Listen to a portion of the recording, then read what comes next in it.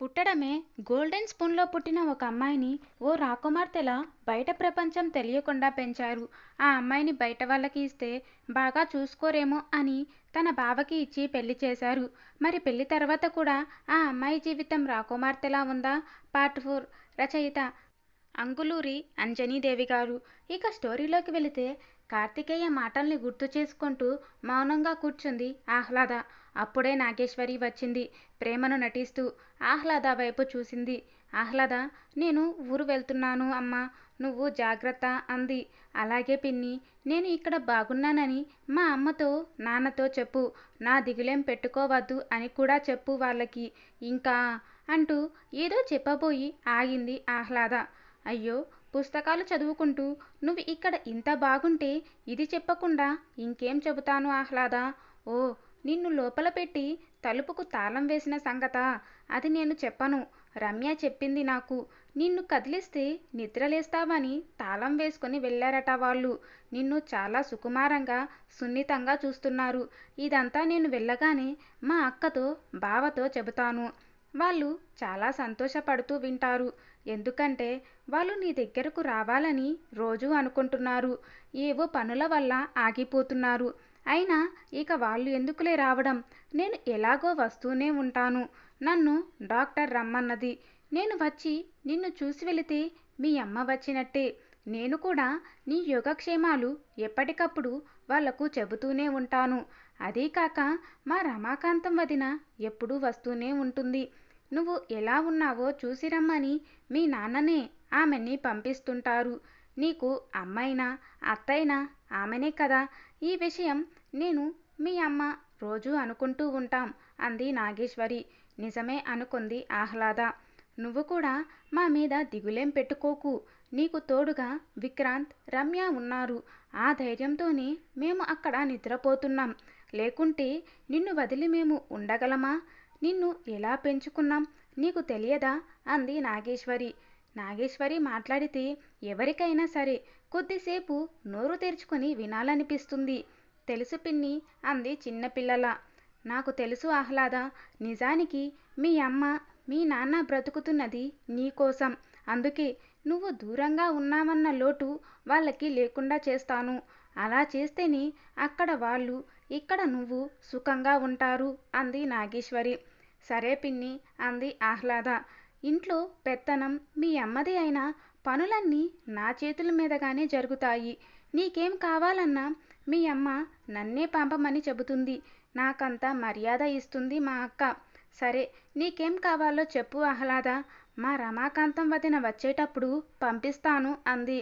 మనసులో మాత్రం ఒకటి పంపితే ఒకటి పంపను. నీకు నచ్చేవి అసలే పంపను.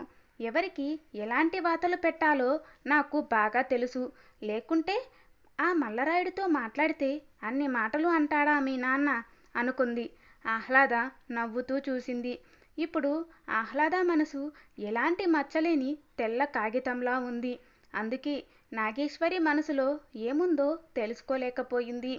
ఇక నేను వెళ్తాను ఆహ్లాద అంటూ మళ్ళీ ఒకసారి ఆహ్లాదను తడిమి ఊరు వెళ్ళింది నాగేశ్వరి. రాఘవేంద్ర తన కూతురు పుట్టినప్పటి నుండి ప్రేమతో చేయించిన నగలు, ఖరీదైన చీరలు చూసి ఉడికిపోతుంది రమ్య. అవన్నీ వదిన పెట్టుకునే కన్నా నేను పెట్టుకుంటేనే బాగుంటాయి.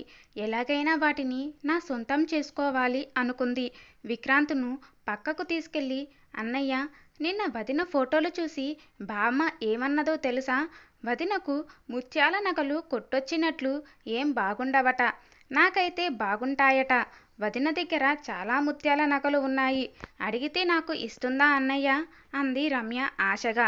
రమ్య ఆశను అర్థం చేసుకున్నాడు విక్రాంత్. అసలు ఆహ్లాదకు ముత్యాల నగలే కాదు, ఏ నగలు బాగుండవు. బామ్మే కాదు, ఎవరైనా అలాగే అంటారు. మనిషే బాగాలేనప్పుడు నగలు పెట్టుకుంటే ఏం బాగుంటుంది? అసలు ఈ మధ్య ఆ మనిషిని చూడాలనిపించడం లేదు నాకు అని మనసులో అనుకున్నాడు విక్రాంత్. వెంటనే ఆహ్లాద దగ్గరకు వెళ్ళాడు.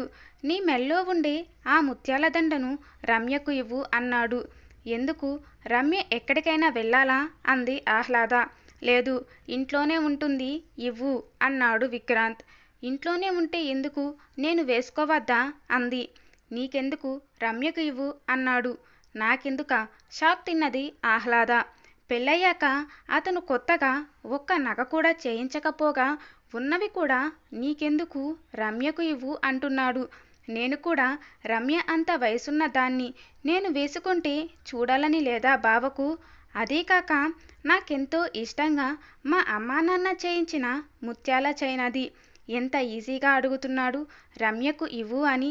నేను ఆ చైన్ వేసుకుని తిరుగుతుంటే మా అమ్మ నాన్న ఎంత ఇష్టంగా చూసేవాళ్ళు నా వైపు. ఇప్పుడు రమ్యకు ఇస్తే వాళ్ళు ఊరుకుంటారా అని విక్రాంత్తో అనలేదు. కానీ అతను అడగ్గానే మెడలో ఉన్న ముత్యాల చైన్ తీసి అతని చేతిలోనూ పెట్టలేదు. నేను అడిగితే ఇవ్వవా అన్నట్లు చూశాడు. అది మా నాన్న నా కోసం చేయించిన నా ముత్యాల దండ. నాది అనుకున్న దాన్ని నేను ఎవరికి ఇవ్వను అన్నట్లు మౌనంగా చూసింది. అతని అహం దెబ్బతిన్నది. ఉండు, నీ పని చెబుతా. ఆ తండ్రేగా నీకు ముఖ్యం, నేను అవసరం లేదుగా అనుకున్నాడు మనసులో. అతనికి ఎంత కోపం వచ్చినా అతని ముఖంలో ఆ కోపం కనిపించదు. కోపంతో పాటు పగను కూడా లోపలే దాచుకుంటాడు.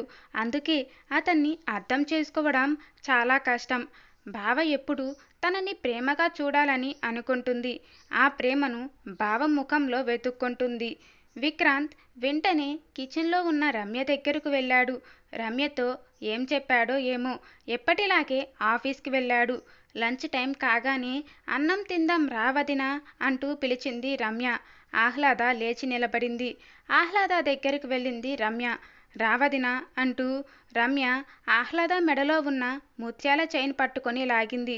ఆహ్లాద సరే అనే లోపల రావదినా అంటూ ఆ చైన్ పట్టుకొని మళ్ళీ లాగింది.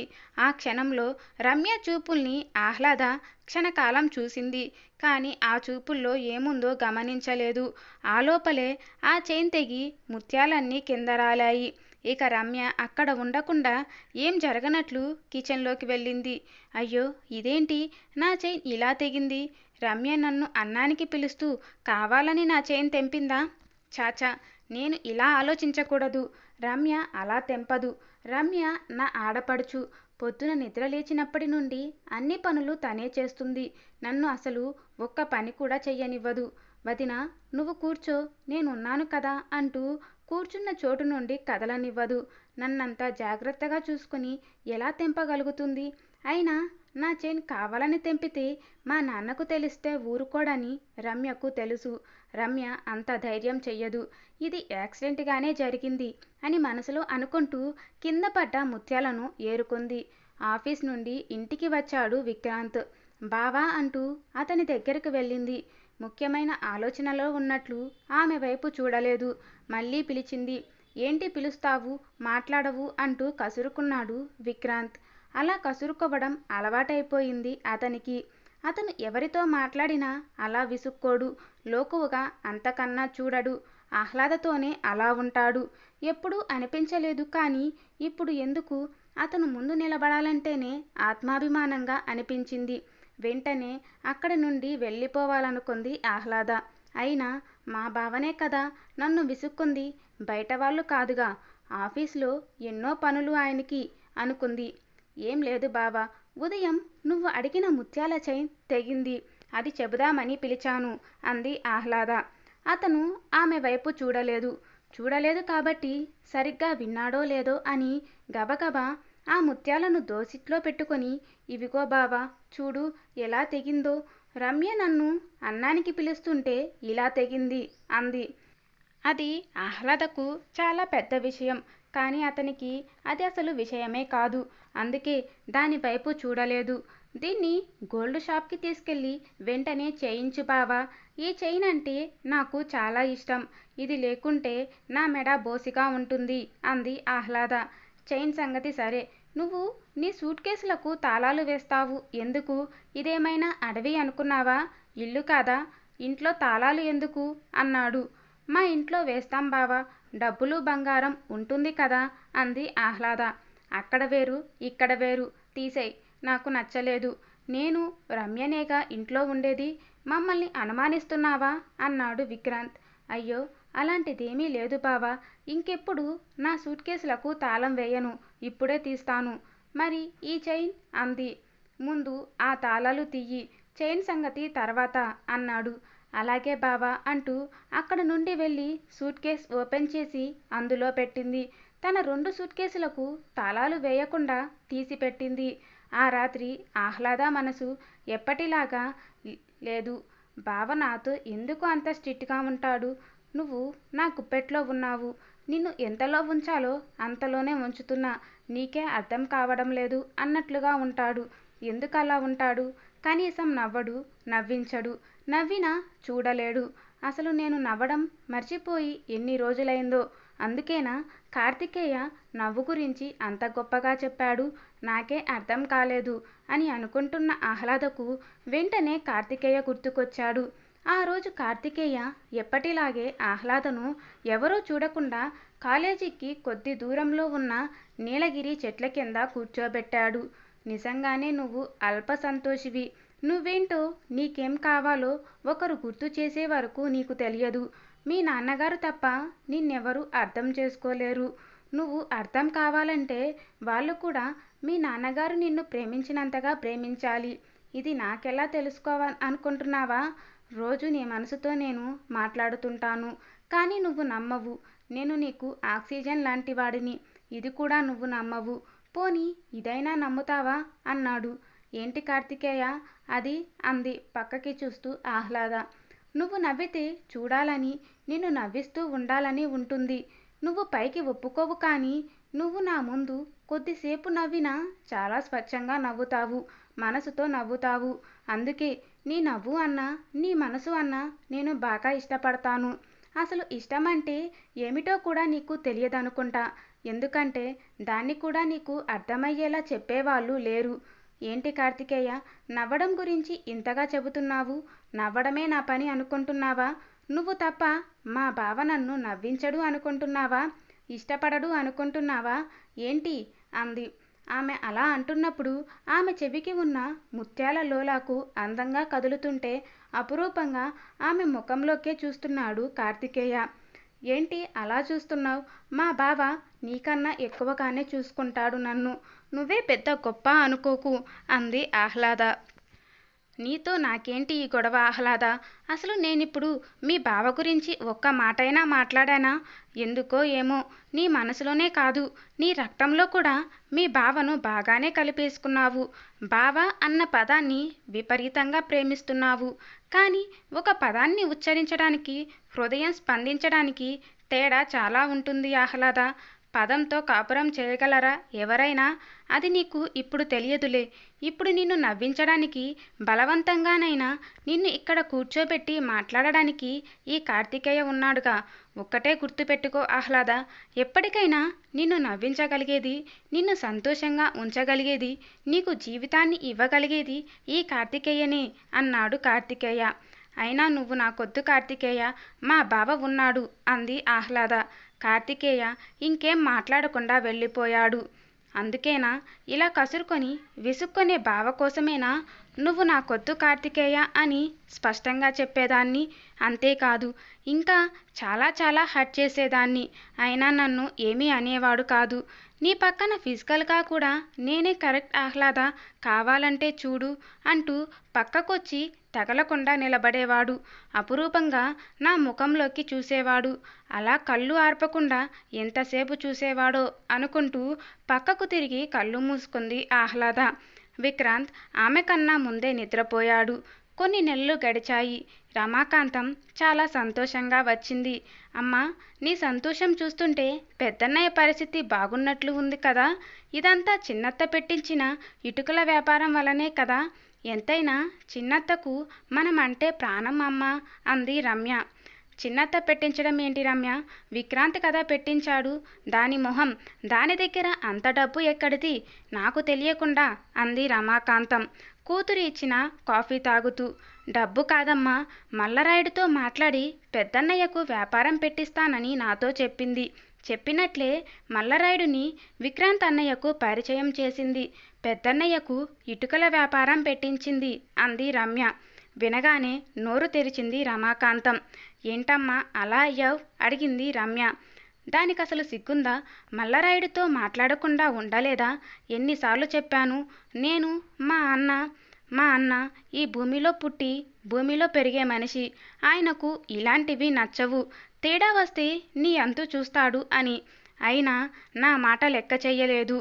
ఏదో ఒక సందర్భం కల్పించుకొని వాడితో మాట్లాడుతూనే ఉంది. అది బాగుపడదు. దానికి నీతి లేదు. మా అన్న పరువు తీసేలా ఉంది. ఆయనేమో మచ్చలేని మనిషి, ఇదేమో చీడపురుగు. దాన్నసలు మా తమ్ముడికి చేసుకోవడమే తప్పయింది అంటూ తల పట్టుకుంది రమాకాంతం. బిత్తరపోయింది రమ్య. నాగేశ్వరిలో దొంగ ఉందని తెలుసు కానీ ఇలాంటి మనిషి ఉందని తెలియదు. చూడడానికి చాలా పద్ధతిగా కనిపిస్తుంది. పద్ధతులు నేర్పిస్తుంది ఇతరులకి. అప్పుడే విక్రాంత్ వచ్చాడు. విక్రాంత్ని చూడగానే అమ్మ, అన్నయ్య వచ్చాడు అంది రమ్య. ఆ మాట వినగానే మాటలు ఆపి కొడుకు వైపు ప్రేమగా చూసింది. బాగున్నావా నాన్న అంది రమాకాంతం. అమ్మ, నువ్వు ఎలా ఉన్నావు?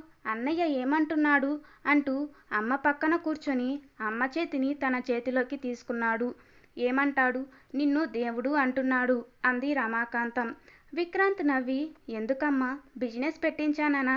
సరే అమ్మా, నువ్వు చెప్పినట్లే రమ్యకు కొన్ని నగలు చేయించాను, చూసావా అన్నాడు. ఇంకా లేదు నాన్న, చూస్తాను. కానీ ఒక శుభవార్త, మన రమ్యను కాపురానికి తీసుకువెళ్తారట. రమ్య వాళ్ళ అత్త చెప్పింది. అది వినగానే పరిగెత్తుకొచ్చాను అంది రమాకాంతం. బావకి ఇంకా ఉద్యోగం రాలేదు కదా అమ్మా, ఇప్పుడు రమ్యను పంపిస్తే ఎలా? వద్దులే, కొద్ది రోజులు ఆగి పంపిద్దాం అన్నాడు విక్రాంత్. ఇంకా ఎన్ని రోజులురా? మీ బావ కోదండరాం వాళ్ళ తమ్ముళ్ళు కూడా భార్యలతో కాపురాలు చేసుకుంటున్నారు. నువ్వేమో కోదండరాంకి ఉద్యోగం లేదని రమ్యను నీ దగ్గరే ఉంచుకున్నావు. ఇంకా ఎన్నాళ్ళు ఇలా? నువ్వు కూడా కొత్తగా పెళ్ళైన వాడివి. మీరు సరదాగా ఉన్నప్పుడు దాని మనసు బాధపడదా? తను కూడా తన భర్తతో ఉంటే బాగుండు అనుకోదా అంది రమాకాంతం. మరి బావ ఏమంటున్నాడు అమ్మా? ఏముంది నాన్న అనడానికి, ఉద్యోగం చేయడట, వాళ్ళ తమ్ములతో కలిసి బిజినెస్ చేస్తాడట అంది. ఆయనేం చేస్తాడమ్మా బిజినెస్? బిజినెస్ చేయాలంటే మాటలా? ఎంత పెట్టుబడి కావాలి? వాళ్ళ దగ్గర ఉందా అన్నాడు. వాళ్ళ దగ్గర లేదు నాన్న, వాళ్లకు పెట్టుబడి అవసరం లేదట. నీ పరపతి అడుగుతున్నారు. మీ బావ వాళ్ళ తమ్ముడితో కలిసి రెడీమేడ్ డ్రెస్సుల షాప్ ఏదో పెట్టుకుంటాడట. అక్కడ షాపుల్లో నువ్వు ఒక మాట చెబితే చాలు, వాళ్ళు వచ్చి మెటీరియల్ తీసుకెళ్తారట అంది. నేను చెబితే ఎవరిస్తారమ్మా మెటీరియల్? నాకు కూడా ఇక్కడ ఎవరు తెలుసని నేను ఎవరికి తెలుసు అన్నాడు వెంటనే విక్రాంత్. నువ్వు తెలియదు నాన్న, నీకు పిల్లనిచ్చిన మీ రాఘవేంద్ర మామ ఉన్నాడుగా, అదే మా అన్న. ఆయన ఇక్కడ అందరికీ తెలుసు. ఆయన అల్లుడిగా ఇక్కడ నువ్వు ఏమడిగినా ఇస్తారు అంది. ఆలోచనగా చూశాడు విక్రాంత్. ఆలోచించకు, రేపు మీ బావ వస్తాడు. మెటీరియల్ ఎంత కావాలో ఇప్పించు. తీసుకెళ్లిన మెటీరియల్ని అమ్ముకున్నాక డబ్బులు తెచ్చి కడతాడు. నువ్వు సందేహించకు. నోటి మాటేగా, కళ్ళు మూసుకొని ఇవ్వు. నీ చెల్లెలి జీవితం బాగుంటుంది అంది రమాకాంతం. అలాగే అమ్మా, నాకు కొంచెం బయట పని ఉంది, 1 గంటలో వస్తాను అంటూ తనకి అవసరమైనది ఏదో తీసుకుని గబగబా బయటికి వెళ్ళాడు విక్రాంత్. విక్రాంత్ వెళ్ళగానే, అమ్మ, అన్నయ్య మా ఆయనకు మెటీరియల్ ఇప్పిస్తే చిన్నత్త ఊరుకోదు. చిన్నత్తకు మా అత్త అంటే చచ్చేంత కోపం. నువ్వన్నట్లు మల్లరాయుడితో మాట్లాడడం కోసమే పెద్దన్నయ్యకు సాయం చేసింది. మా ఆయనకు సాయం చేస్తే చిన్నత్త ఇంటి మీదకు వస్తుంది. చిన్నత్త సంగతి నాకు బాగా తెలుసు. పైకి మామూలుగా ఉన్న లోపల మహాకుట్ర మనిషి అంది రమ్య. దాని కుట్ర మనల్నేం చేస్తుంది రమ్య? నాతో పెట్టుకుంటే దానికి పుట్టగతులు ఉండవు. నాతో మంచిగా ఉంటేనే దాని ఆటలు సాగుతాయి అంది రమాకాంతం. అది కాదమ్మా, మా అత్త మీద ఉన్న కోపంతో చిన్నత్త ఏమైనా చేస్తుంది. అన్నయ్య మా ఆయనకు మెటీరియల్ ఇప్పిస్తే వదిన కాలేజీ స్టోరీని అన్నయ్యతో చెప్పినా చెబుతుంది. వదినని అన్నయ్యని విడగొడుతుంది అంది రమ్య. కాలేజీ స్టోరీ ఏంటి? అర్థం కానట్లు ముఖం పెట్టి అడిగింది రమాకాంతం. ఆహ్లాదకి కాలేజీలో గట్టి స్టోరీయే ఉంది రమ్య అని నాగేశ్వరి అనడం అమ్మతో చెప్పింది రమ్య. అది నిజమే అంటావా అమ్మా అంది రమ్య. నువ్వు నోరు మూసుకో. నాగేశ్వరి చెప్పే దాంట్లో సగానికి పైనే అబద్ధాలు ఉంటాయి. నాకు చెప్పినట్లే ఈ విషయం మీ అన్నయ్యతో కూడా చెప్పావా అంటూ కళ్ళు పెద్దవి చేసి అడిగింది రమాకాంతం. లేదమ్మా, నీకు చెప్పాకే చెబుదామనుకున్నాను. చెప్పకు. ఈ విషయాన్ని ఇంతటితో మర్చిపో. ఇలాంటి చిల్లర విషయాలు పట్టించుకుంటే మనకు జరగాల్సిన పనులన్నీ ఆగిపోతాయి. బంగారు గుట్టు పెట్టే బాతుని కాలితో తన్ని చంపుకున్నట్లు అవుతుంది. ఇప్పుడు వచ్చే ఆ గుట్టు కూడా పోతుంది. ఇలాంటి మాటలు జీవితాన్ని నాశనం చేస్తాయి కానీ నిలబెట్టవు. అయినా నాకు ఆహ్లాద గురించి పూర్తిగా తెలుసు అంది రమాకాంతం. అది కాదమ్మా, చిన్నత్త ఎలాగైనా ఈ విషయం అన్నయ్యతో చెబుతుంది. నమ్మడానికి లేదు. అప్పుడు రాఘవేంద్ర మమ్మతో మనకు గొడవలు వస్తాయి. మనమందరం ఇబ్బందుల్లో పడతాము. ఇప్పుడు నా కాపురానికి వచ్చిన తొందర ఏం లేదు అంది రమ్య. ఇప్పుడే వెళ్ళాలి. ఇంకా ఎంతకాలం ఉంటావు ఈ ఇంట్లో? మీ అన్నా వదిన కాపురం చేసుకుంటుంటే చూస్తూ ఉండడానికి నేను అంత చేతకానిదాన్నా? నీది కూడా మీ వదిన వయసే. నీకు కూడా వదినలాగే ఉండాలని ఉంటుందిగా. అందుకే మీ అత్తను మీ చిన్నత్తను ఎలా కలపాలో, మీ చిన్నత్త నోరు ఎలా మూయించాలో, నిన్ను కాపురానికి ఎలా పంపాలో ఆలోచించాను అంది. ఏదో నిర్ణయమే తీసుకున్నట్లు రమాకాంతం. మరి తర్వాత ఏం జరిగిందో నెక్స్ట్ పార్ట్లో తెలుసుకుందాం. దానికంటే ముందుగా మీరు నా ఛానల్ను ఫస్ట్ టైం చూస్తున్నట్లయితే please subscribe, like, share and comment. Thank you for watching.